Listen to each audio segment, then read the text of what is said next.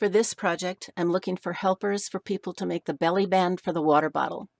There will be a water bottle by each person's place, but they obviously don't want to get the water bottles mixed up, so we're going to create a belly band that they can use. So one thing that's going to have to be done is just to create the belly band itself.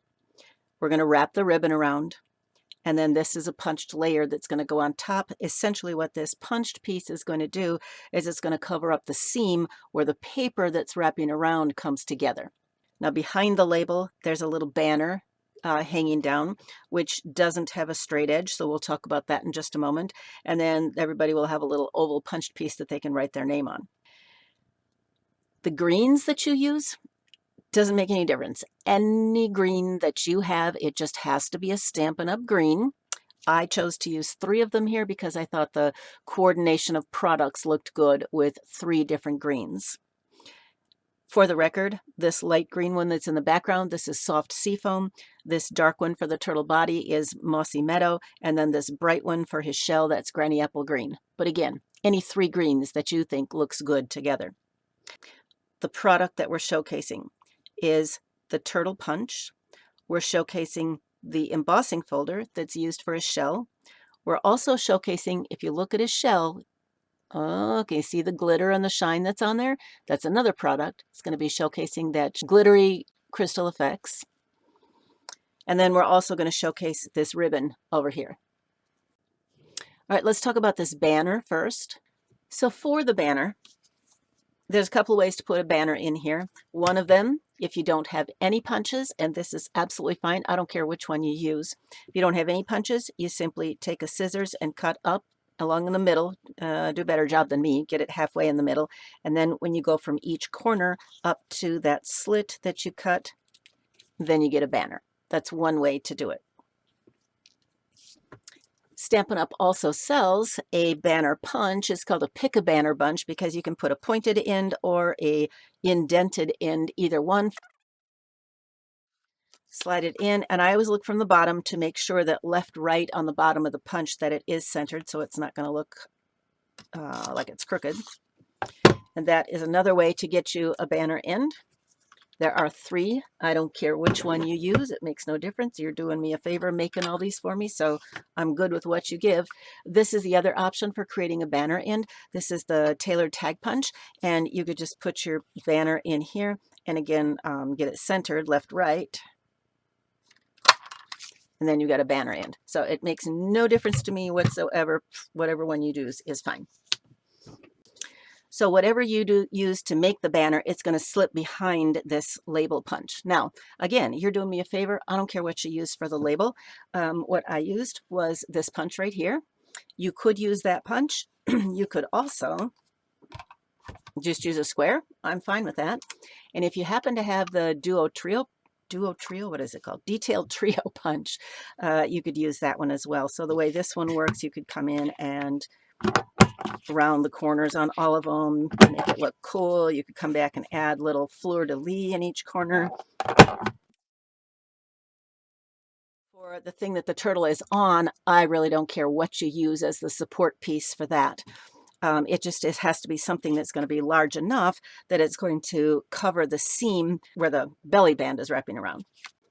All right, so whatever you do decide to use, it's going to go up here, and then we have to leave enough space down below that it's not going to hang off the bottom of the water bottle, but that there will be room to go ahead and put a name piece on. So I'm going to let you give me an entirely finished project like this, and then individual people can just grab up their name and slap it on a turtle.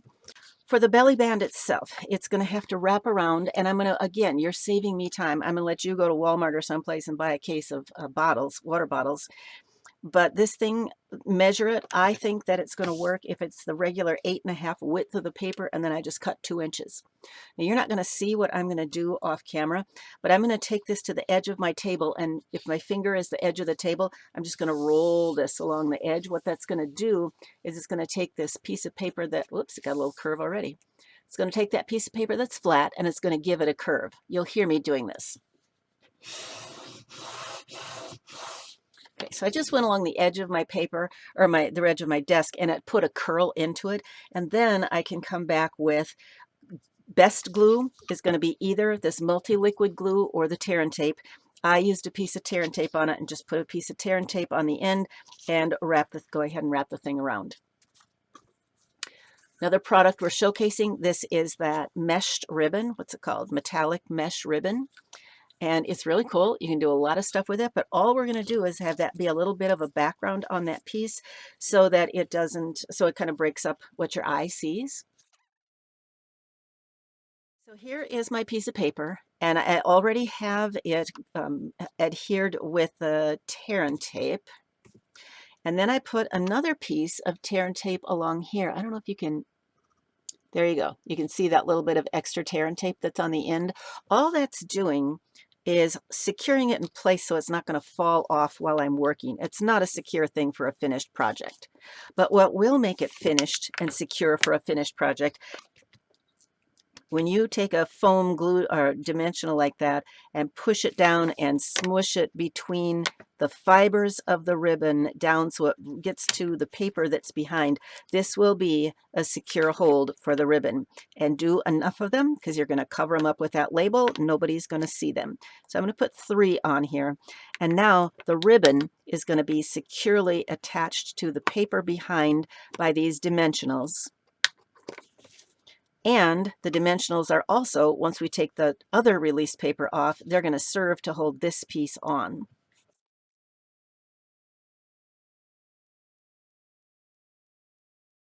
They make a nice secure hold, but if you don't like them, if you don't want them where they are, they also peel off real nicely. I just took my thumb to the edge of them and pulled them off. So now I've got my dimensionals that are going to secure my project together. This is a blank back, and now I can come and just stick that on there.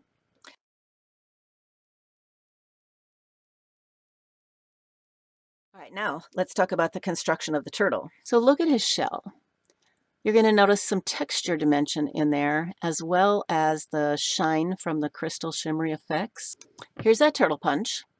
And the turtle punch has a large eyepiece and a small eyepiece, as well as the body of the turtle. It does not cut out the, whoops, you can't see that. It does not cut out the shell separate. So I did have to do a little bit of fussy cutting. Let me show you what I did.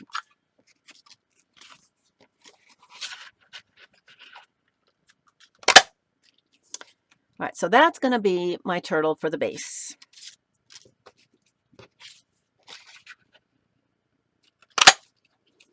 This one I'm going to fussy cut to get the shell. The thing is, I can go right along the tail, nice curve, finish it out, right along the leg number 1, leg number 2, and then it becomes guesswork. So this is what I did. So I'm going to cut myself a cutting template. And I'm doing this in a different color just so you can see I don't need the legs, I don't need the neck. This is just going to be to help me with my fussy cutting. So again, along the tail, just taking that curve of the tail right over to the legs, leg number 1, leg number 2, and I don't care about the neck. So now I'm just going to flip it left, right. Okay. And I can see that the shell is lined up here where my fingers are kind of moving it. So the shell is all lined up. And what I want to do on this green one that's going to actually be for my project is I want to take that and just finish out the shell on this side. If we could stamp, it would be a non-issue because I could just stamp it. But what we're trying to do with this event is to show people how they can create kits if they can't do the stamping, because Stampin' Up! Policy does not let us include stamped images in a finished or in a kit. In a finished project, yes, I could. So technically we could go ahead and stamp the shell and then just fussy cut it, and that would make it ever so much easier. But I wanted this project to demonstrate for people how they could use something like what they're going to go home with in a kit that they could give to people. All right, so then how do I get the texture dimension? That comes from the hammered embossing folder. Now I'm going to go emboss this and come back and show you what it looks like. And because you have created this pretty symmetrical left-right, it really doesn't matter which side is up and which side is down. You're just going to pop that in there and run it through your machine. So there we go. Looks a lot like a turtle shell, right? Adding that texture really helps with the illusion that you're creating of what your image is. Okay, now we have a couple of other things to do to finish this off. If you look at my finished project, I hope you can tell that there's also some color that I added to the raised areas on that embossing. And you can do that with any sponging device that you have that works. I don't care. What I did was I took the matching color for the base of the turtle, so I used Mossy Meadow on this one. And then you're just going to come and add color. Now I don't want to get this sheet messed up, so one thing I can do is I can bring in some scrap paper. The other thing that I could do is I could have brought in my silicone mat and just use that as the base. If you decide to do this for me, you cannot let this go to the last minute because this is something that needs to dry. Not the coloring part, but the next step to it. Right, the next product we're going to showcase is this Shimmery Crystal Effects. And if you just squeeze it out the end, it tends to mound up and get really tall and also uses up a lot of the product. So instead, what I'm going to do is I'm going to use something flat, squeeze it off on a piece of scrap paper, and then just spread it on my turtle shell. I also want that turtle shell raised up on dimensionals for additional dimension. You can tell right here that that's raised up. I'm going to actually do that for you right now before I put this on. If you're constructing a bunch of these, it doesn't really matter order of operations because you're going to have to let this crystal effects dry overnight before you finish up the project anyway. For even balance, I want to make sure that I've got 3 of them on here, 2 out to the side and 1 way up to the top, and we're going to go ahead and put this on.